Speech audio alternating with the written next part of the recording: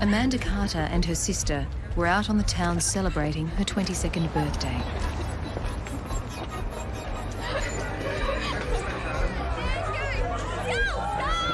But the cheer would turn to despair when Amanda failed to come home. The description given was that the driver had a head like a bastard pig. The hands were raised above her head like that. This is a real potential suspect. I mean, how many people with red beards would be wandering around Hobart? Somewhere along the line, he would make a mistake or somebody would give him up. You prove it. If you think I did it, you charge me. And if it wasn't Mandy, where did Mandy go? And he was interviewed as to whether he'd had sexual intercourse, and he said he hadn't. I remember saying to him, well, you want to get used to it, because there'll be more of these interviews. I suppose he thought he was a free man. All these years have gone by, and we perhaps have got our man.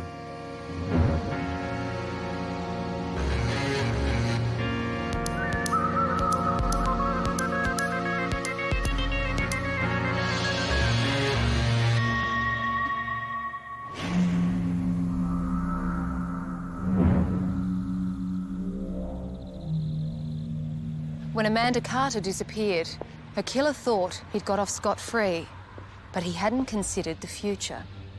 A revolution in forensic science was about to happen, and a team of detectives had a very long memory. Mr. Carter had reported his daughter missing to the police, and they were concerned about her safety, basically, because it wasn't in her nature to not go home of an evening. They told us Mandy and Debbie had gone out on a Saturday night to celebrate Mandy's birthday, which was on that following Monday, that they were a very close-knit family. Mandy, Debbie and Brenton still lived at home. Very nice environment for a young girl to grow up in. A very loving, warm family, and normally we wouldn't be that concerned about somebody aged 21 not arriving home, but they assured us that she regularly came home. We went through her belongings there just to see, for example, if there was any clothing missing, bags missing, bank books missing, which would indicate to us perhaps that she'd run away or wasn't going to come home that night, but there was nothing to indicate that. So the warning bells rang fairly early in the piece, and it didn't seem to be just a normal missing person. Immediately, police started to piece together what they could of Amanda's last movements. Debbie, the sister we spoke to, she told us that they'd been to a number of hotels the night before. They had been enjoying themselves in the evening. They'd had a little bit to drink, and after midnight, when they were down at the Hope and Anchor, Debbie didn't have a very good recollection at all of what she did, who she was with, and where her sister was. A lot of people had talked to her at Mandy Carter, but there was nothing to suggest that she was going to do anything out of the ordinary.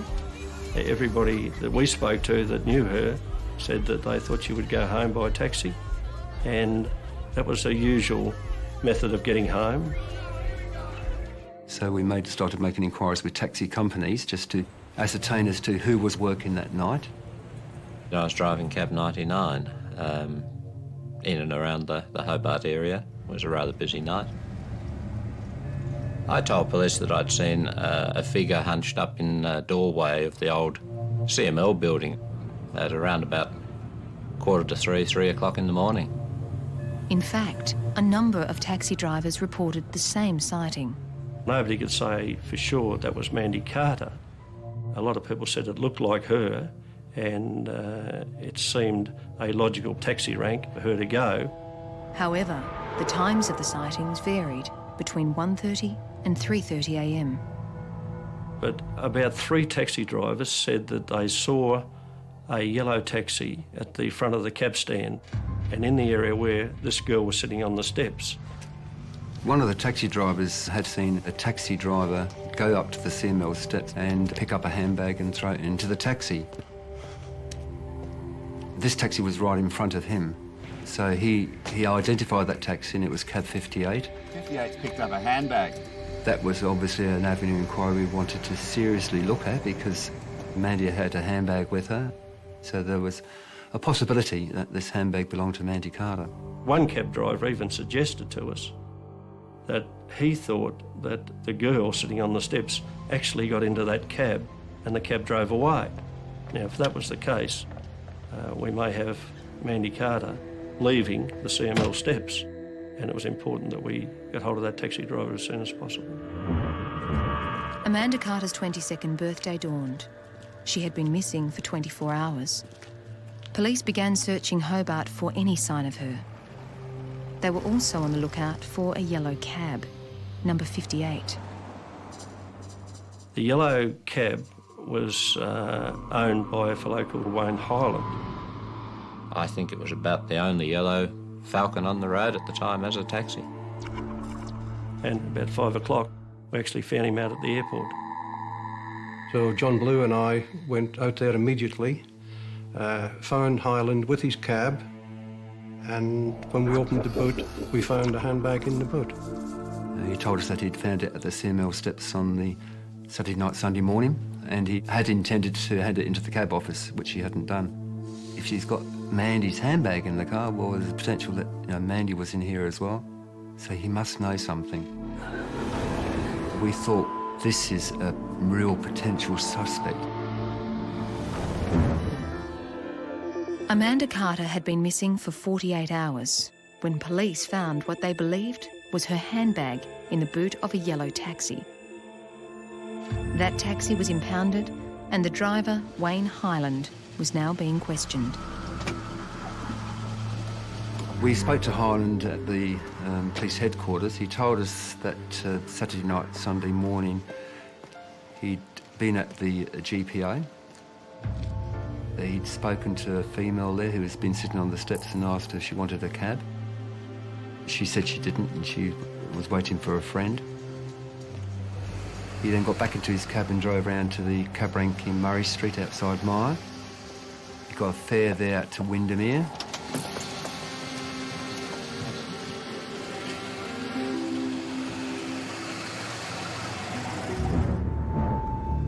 Then he came back into the city, went back to the GPA, and he then said that he went up to the steps again and there found a handbag. This was the handbag that we found in his car. The woman that he'd spoken to on the GPA steps, he wasn't obviously able to identify her as Mandy Carter because he didn't know her, but from the description that we gave him, he said it could have been her. Was the girl he saw Amanda Carter? And if so, who was she waiting for? More importantly, at this stage, was the bag picked up by the taxi driver that of Amanda's? We were pretty confident it was going to be Mandy Carter's handbag, but there were no credit cards, no identifying things in the handbag at all, but it was very similar to the handbag that had been described as being Amanda Carter's handbag. So we went down to Taroona and spoke to Mr and Mrs Carter and Debbie, showed them the handbag, and to our bewilderment and astonishment, they said no, it wasn't her handbag. And they were quite adamant about it, and we said, well, we think it is. And they said, no, sorry, it's not her handbag, and we know her handbag, and that's not it. So straight away, we gave a lot of media, and we said, here's a handbag, we want to know whose it is. Detectives have interviewed the taxi driver who found the handbag and who had previously talked to the woman, asking her if she needed a cab. The woman is of similar appearance to Mandy Carter, and police urgently want to talk with her. We looked at different scenarios. One possible scenario was that she'd picked up the wrong handbag when she left the Hope and Anchor, and that somebody else had Mandy's handbag.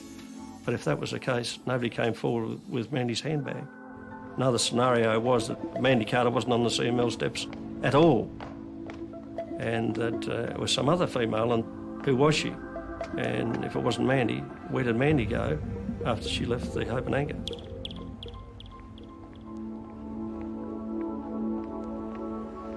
Luckily, Amanda's sister Debbie started to recall events of that night at the hotel.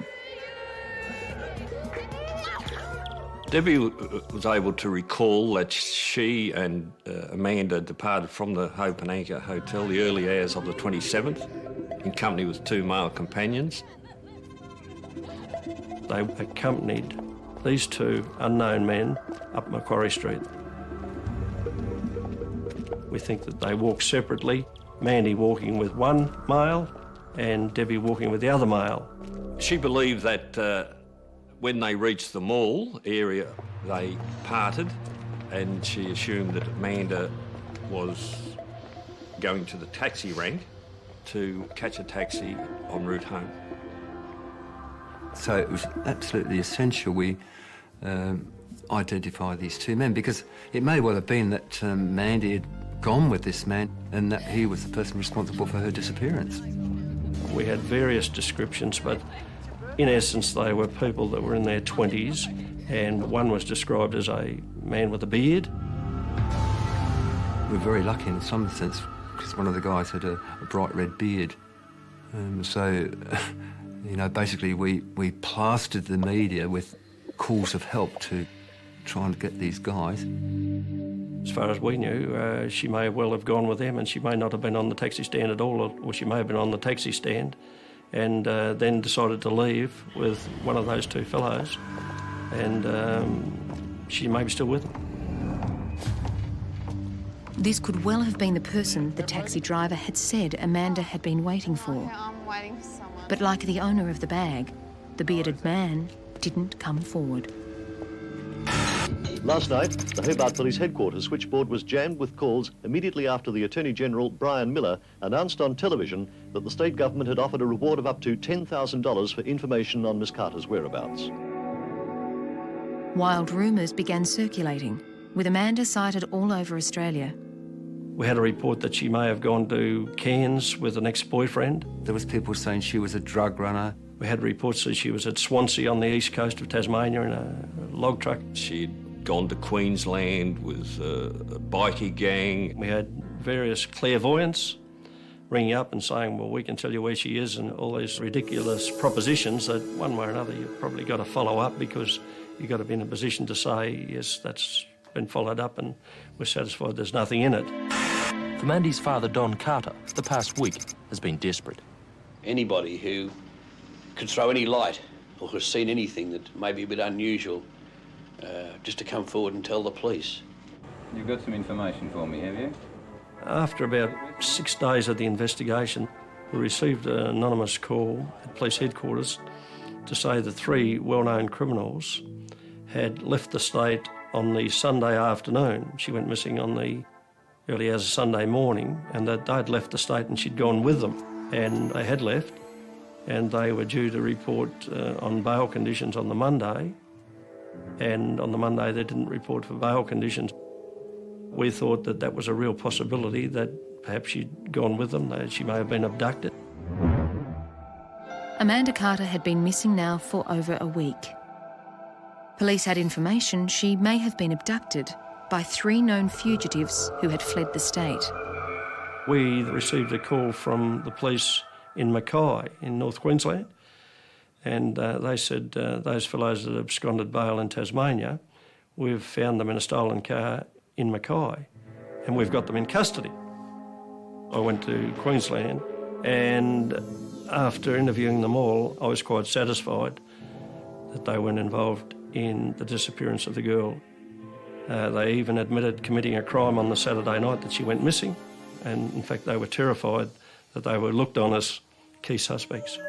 Another lead down, and the police were still no closer to finding Amanda Carter or the 2 men last seen with her at the Hope and Anchor Tavern. The 2 mystery men still kept coming up in our inquiry. We had to try and identify them. We just weren't able to. It was just bizarre that this guy with the bright red beard could have slipped away and nobody knew who he was. They were crucial because they were probably the last 2 people to see Mandy and Debbie after they left the Hope and Anchor. We certainly were concerned about it because we thought, well, if they've got nothing to hide, why wouldn't they come forward? As detectives continued their search for these 2 main witnesses, or prime suspects, the results from the forensic examination on the yellow taxi were coming in. At the time it was impounded, police believed the brown bag found in its boot had belonged to Amanda Carter. The taxi was being examined as a missing person case. We were looking for any evidence for Amanda Carter being present in that taxi. I collected a Fanta can on which we were looking for saliva. It was an empty can, so someone had obviously drunk it. And there was a tartan rug which was in the boot, which was taken for looking for human hair fibres or any contact which might lead us to where we were looking for the missing person. On the right-hand side, on one of the mudguard ornaments, there was a small amount of what looked like reed material. We couldn't find anything to connect Mandy Carter to that particular taxi. But in the middle of the back seat, the forensic people found a stain. And when we asked them what it was, they described it as a seminal stain, suggesting to us that somebody had either masturbated on the back seat or that somebody had had intercourse on the back seat of that taxi. The scientists basically thought the stain must have been reasonably recent because if it had been a taxi, people would go coming in and out the taxi and it would eventually disappear. So it needed some sort of explanation. Hyland was interviewed about that, as to whether he'd had sexual intercourse, and he said he hadn't. And he was even asked, as for example, had he masturbated, and he also said he hadn't. He said that he was the only one that drove the cab, so chances are that he was the contributor. So it was important to try and get his blood group in, so we asked him for his blood, and he refused to give it, which he was quite entitled to do, I might add, as well. The stain and his refusal to give blood rang alarm bells. But his alibi of taking his last passenger to Windermere in the early hours of Sunday morning checked out. We eventually found the woman, and she confirmed that she had been taken home by a taxi driver in a car similar to Highland's, and that he fitted the description, and that was consistent. So that took the heat off him a little bit, and we had to look at alternatives. A revised identikit picture was issued by police today, who hope the man may be able to add to Debbie's statements. After more than a week's search, police say they are both frustrated and baffled by the disappearance. Attention was back on Debbie, Amanda's 19-year-old sister. Debbie was traumatised. Of course it wasn't her fault, but she did in some degree blame herself. If they had remained together, she would have been safe. It was really frustrating, the fact that Debbie wasn't able to give us any information, or very limited amount of information. In desperation, the police asked Debbie to undergo hypnosis. We had been working really long hours, 17, 18 hours a day, and the hypnotherapist was talking in a very monotone voice. My recollection is myself and John Blue went to sleep. And but it was worth a try. We didn't achieve a lot, but it was worth a try. And at that stage, we were trying every avenue to try and get a lead. So we thought just a small thing may have helped us in the investigation, but didn't happen. Then 2 weeks after Amanda disappeared, the police got a breakthrough. This young fella at Tullah on the west coast of Tasmania picked up a week-old newspaper and saw what he thought looked very much like him as an identikit picture in the paper. Contacted police and he was our man. It was a major breakthrough when we had the two people come forward and say, "Excuse me, but we are the people that you're looking for." They were Stanley Hibbins and Lester Govett. One had a red beard, so they were quite sure that they were the people. Both men had left Hobart on the Sunday and had claimed to have no knowledge of Amanda's disappearance. But they recalled everything that occurred, and they said, yes, we went to the Hope and Anchor. We met Mandy Carter and her sister Debbie, and we talked to them at the Hope and Anchor, and afterwards we left with them, and they said they put the time at about 2:30. They said they walked up Macquarie Street. Lester Govett said that he was with Debbie. Stanley Hibbins said he was with Mandy. Stanley Hibbins decided to make a phone call home to his parents in Victoria. So he leaves Mandy to make the phone call, and he's talking to his mum for perhaps about 15 minutes, he says. When he goes back, Mandy had gone. Is it all right? Yeah, good. We actually went to Victoria and spoke to his parents, and they verified that they received the call in the early hours of the morning. Govert took it a step further because he said prior to leaving the GPO, he actually had a conversation with Mandy. He yelled out to her across the road. And at that stage, she was intending to catch a taxi home. Yeah, I'm fine. I've got money. All right, then. We'll see you later. Okay, see you later. Bye. That gelled pretty well with what we knew. Virtually said to us that the female on the CML steps opposite the GPO was in all probability Mandy Carter. So we had a time and we had an intention. And I think after that, that directed our investigations in a certain way. And that way was along the lines of what we first thought, that she probably got in a taxi. Amanda Carter had been celebrating her 22nd birthday. At approximately 3 a.m, she separated from her sister and the two men she had been celebrating with to catch a taxi home. Numerous cab drivers had seen a woman matching her description near the taxi rank. Some believed she had got into the taxi owned by Wayne Highland.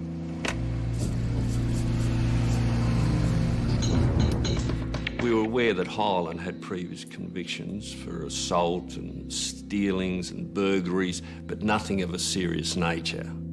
He was basically what I would call a small-time crook, a bit of a sleaze bag. Arrogant, I would call his attitude, an arrogant attitude, and fairly cocky. But the police had nothing to link Highland to Amanda's disappearance, except a suspicious stain on the back seat of the cab that was now providing some new information. There's a possibility that stain on the back seat of the taxi was just from an act of masturbation, and all you would find would be sperm, but there was a female component. And when you see that, you know you've got a compound stain. The forensic people thought that there were two separate blood groupings in that particular stain. The contributors were a male and a female, so that we deduced from that, and we thought it was reasonable that probably a male and female had intercourse on the back seat of that taxi. But at the time we took samples from the taxi, we didn't have a sample from Amanda, we didn't have a body or anything, so basically there was nothing to do a comparison with. Wayne Highland had already refused to give a sample of his blood for comparison testing. But the detectives decided to question him again in what they described as a robust interview. Over a period of 4 or 5 hours, he was interrogated, he was interviewed, he was spoken to, he's conferred with. All manner and means in relation to information was put to him. He emphatically denied any knowledge of Amanda's whereabouts. He was adamant that he hadn't picked up Mandy Carter. He was adamant that he never had her in his taxi.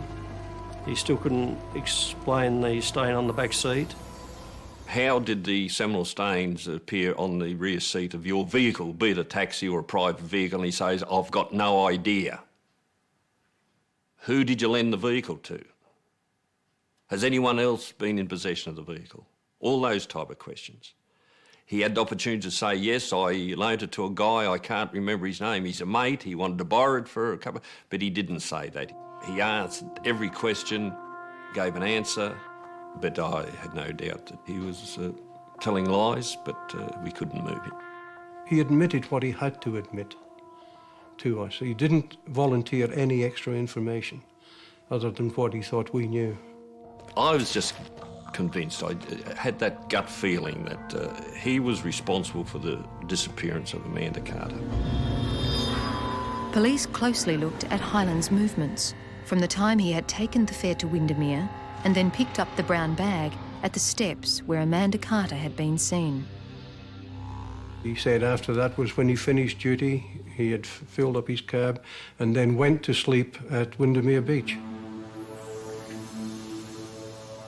But there were no witnesses to his sleeping arrangements that night. But he had been seen at the petrol station.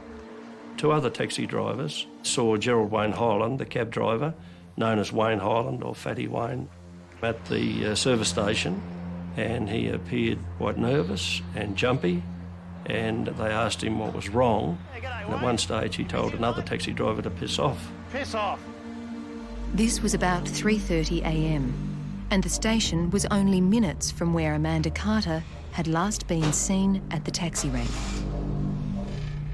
He was very much a very, very strong suspect. Then on the 11th of September, late in the afternoon, I received a call to say that there had been a body found. It was a body of a young female, and it was strongly suspected that it may have been Mandy Carter. The body was found here very late yesterday by a trout fisherman along the end of a dead-end road, Riverside Drive, which runs along the Derwent River. It's near Bridgewater, about 20 kilometres from the GPO where Mandy Carter was last seen alive 45 days ago. The position of the body was face down, and the area indicates that it would have been impossible for the body to have floated down the river. In other words, it's almost certain that she was dumped here. At that stage, the tide was out and she was basically on a reasonably dry area. The hands were raised above her head like that, as if someone had actually pulled her along. The body was partly undressed, which indicated perhaps to us that something had actually occurred sexually. And at first light today, forensic scientists began their detailed examination. Police had to wait until the high tide before lifting the body out. The body was taken up by the mortuary ambulance and conveyed to the mortuary in the Royal Hobart Hospital. When it was there, one of the family friends came in and did the identification and said, yes, this is the body of Amanda Carter. We got a pathologist's report not long after that, and there was damage to the mouth, suggesting that somebody had punched Mandy in the mouth, and that probably rendered her unconscious, and an attempt had been made to strangle her. But strangulation was not the cause of death. Amanda Carter had drowned. As she breathed in the waters of the Derwent River, tiny organisms called diatoms were also inhaled, and these were found in her internal organs at the autopsy. Was her drowning an accident or murder? It seemed to me that there was a distinct possibility that her head had been forcefully held underwater because of the position of her hands. But who had dragged her into that spot? As a routine, vaginal swabs were taken. On examination of the slides, we found semen present. Most heaviest concentration was in the high vaginal area, and that's not surprising because she was face down with the tide coming in and out. The high vaginal area was protected from the water by the air pockets, and that's why we found some reasonable evidence. But at this point in forensic technology, there wasn't enough sperm in the sample to do any testing, and they still didn't have blood from their main suspect to compare. So for now, detectives would have to rely on old-fashioned footwork to find the evidence they needed to put Wayne Highland at the crime scene. As to anybody that they see in this area here, any cars I've seen going in there, any fishermen that they know do come here a lot, because it's a fair bet, because whoever dumped her here has got to know the area. We spoke to all the local people as to vehicles that were going up and down Riverside Drive, and we had a number of reports of cars in the area. We had some reports of taxis. There was one report that a cab had been seen along there, and the description given by the person was that the driver had a head like a bastard pig, which I think fitted Highland quite well.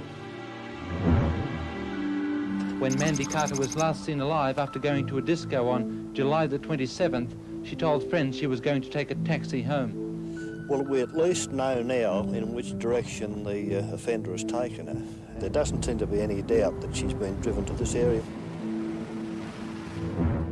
We also did a lot of work with Highland's car, with the dirt that was found under the mudguard, and the best we could do was that it was similar to some of the red dirt that was up in that particular area, but unfortunately they couldn't say it is the same.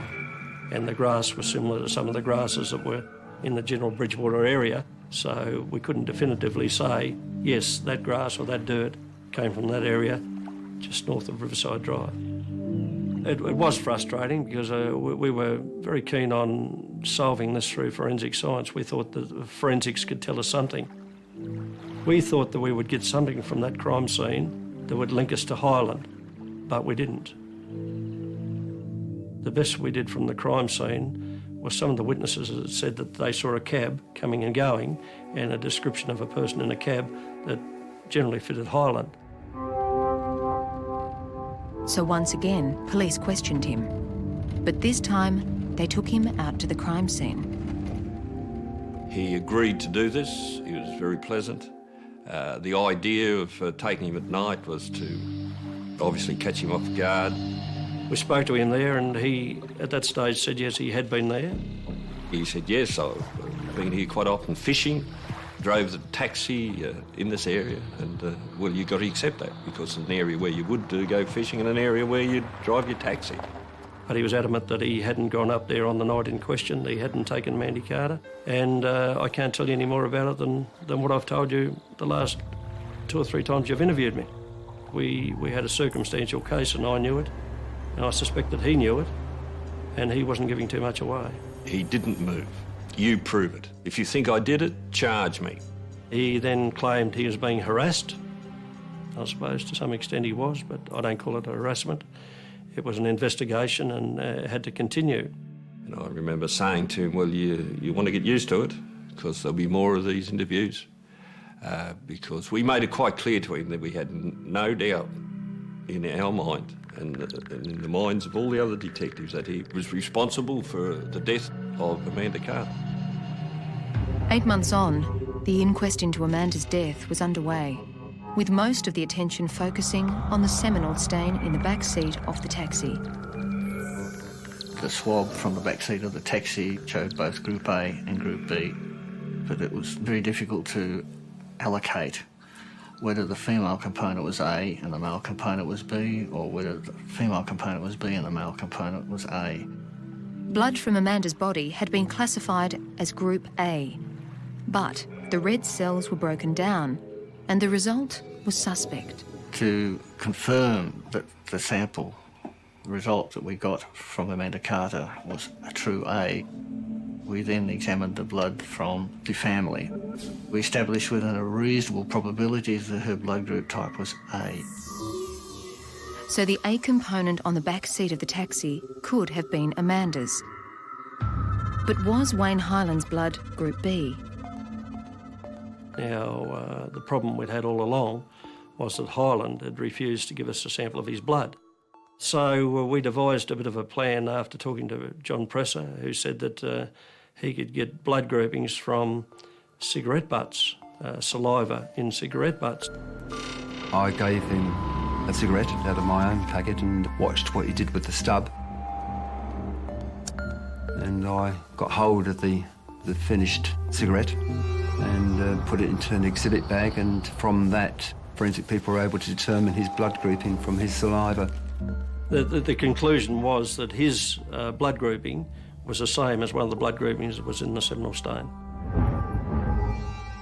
But that evidence was not available to the court.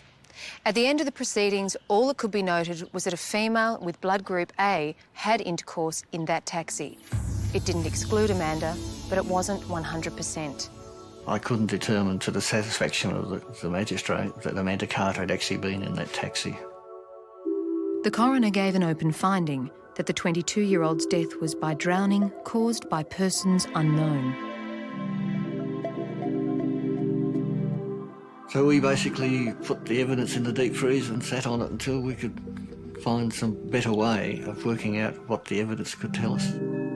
Oh, we were somewhat despondent, I suppose. We hadn't solved the case. We all knew the family quite well.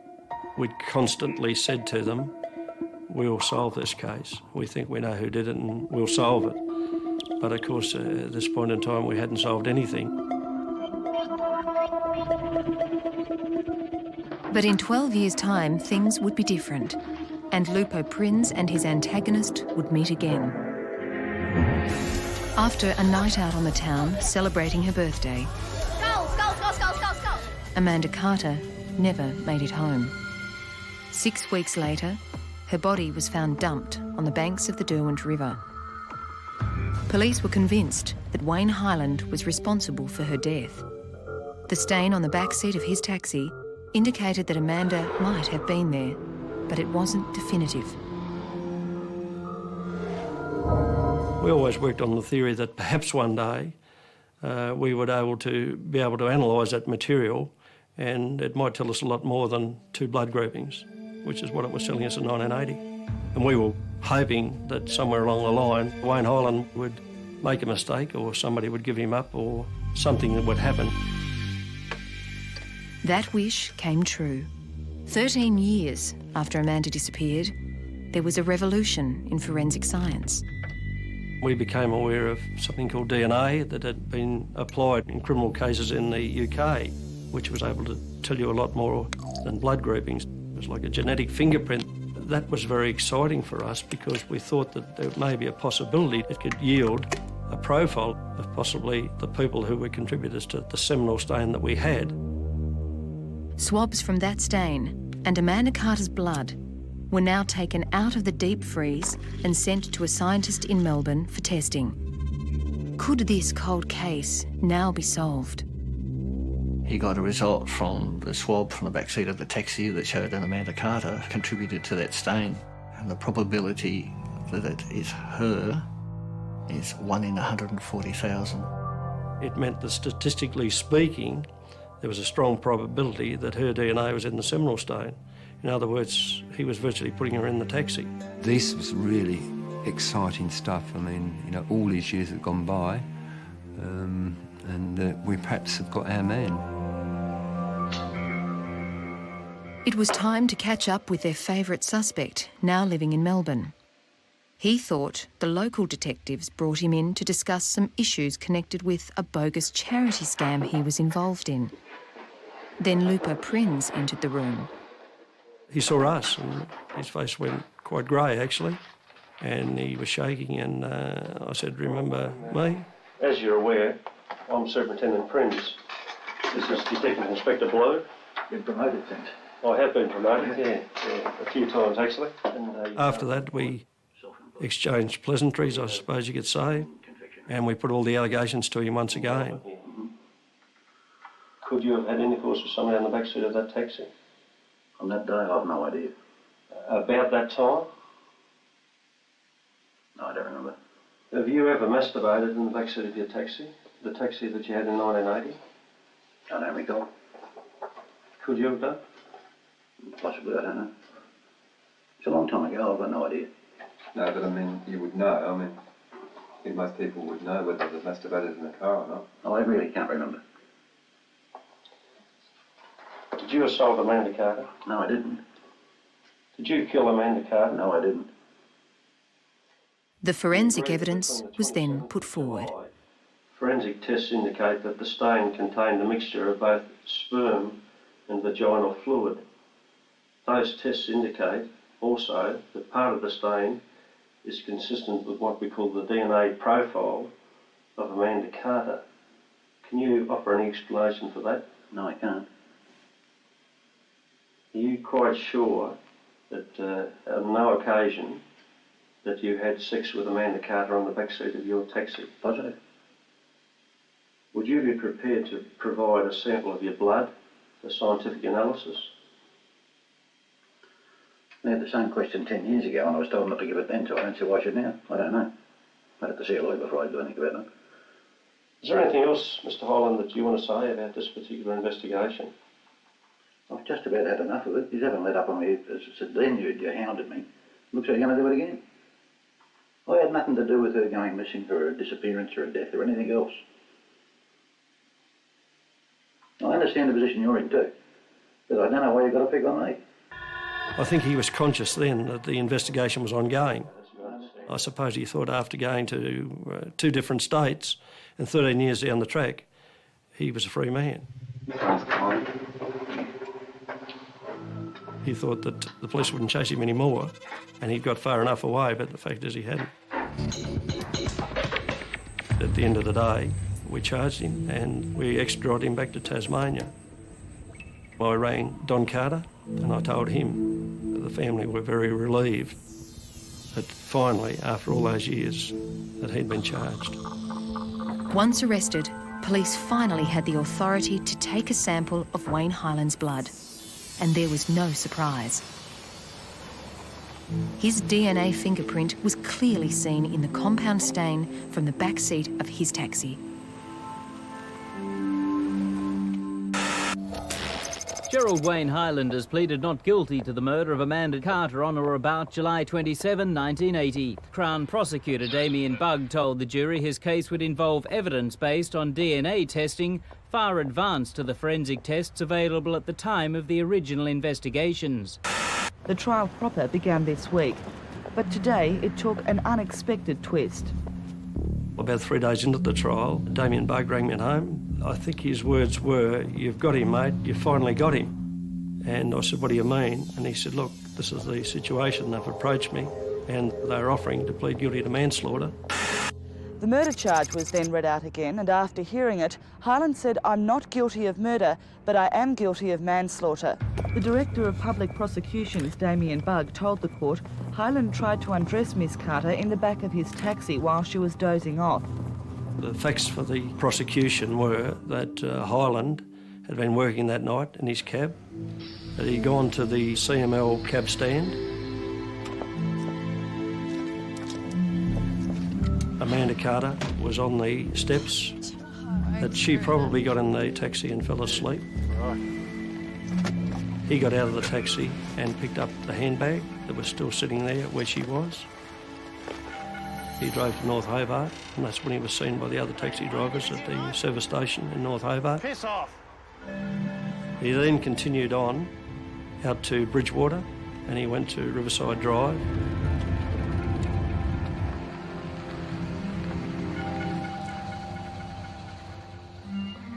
He then had sexual intercourse with her against her will. In other words, she was raped on the back seat of that taxi. After he committed the crime, he then tried to strangle Amanda Carter and may well have held her head underwater. And as a result of his acts, she died of drowning. And they pleaded guilty to those facts. Wayne Highland was sentenced to 6 years for rape and 10 years for manslaughter. A detective, when he becomes involved in a case which is so very personal as this one was, it becomes a part of you. And it was extremely satisfying that we had our man. I've only spoken briefly to Mrs. Carter. Obviously, she's very relieved. She indicated she didn't want to speak to the media, but I'm sure the family are greatly relieved now that's all over and done with. Tragically, Don Carter died just before the trial, and he never got to know that Highland was convicted of the crime, so that was very sad. But for those of us that were there and were still working, it was a very satisfying result because we felt we'd honoured our commitment to the family. But in 2001, 8 years into his 16-year sentence for the rape and manslaughter of 22-year-old Amanda Carter, Gerald Wayne Highland was granted parole. You know, basically 8 years for a person's life is very poor in the sense of punishment. He's still wandering around right now. Amanda Carter's not.